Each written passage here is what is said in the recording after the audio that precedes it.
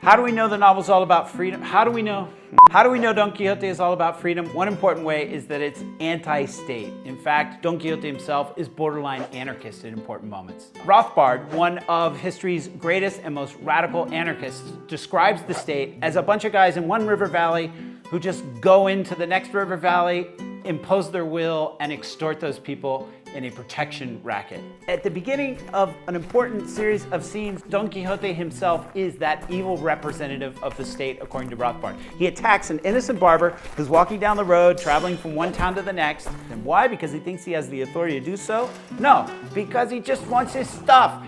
In the very next scene, Don Quixote becomes the liberator. Sancho describes a group of galley slaves who are walking across the Spanish countryside, all chained together. He says, those are the men going to row in the king's fleet.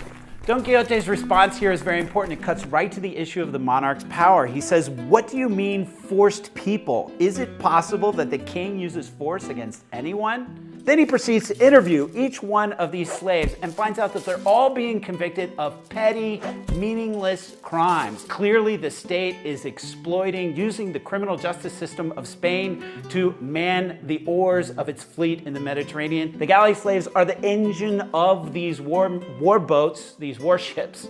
The galley slaves are the engines of these warships in the Mediterranean. If you're going to attack a galley, you target the oars, you target the oarsmen. They're covered in chains, they can't swim, and they're the main target. To be sentenced to row in the king's galleys is a death sentence. Now Don Quixote, instead of being Rothbard's oppressor, he becomes the liberator. He attacks and unhorses the officers escorting the slaves and frees them. Later in the novel, an officer of the law attempts to arrest Don Quixote for having freed the galley slaves. Don Quixote's response is to reach around behind his back in an amazing act of anarchist jujitsu and strangle that officer.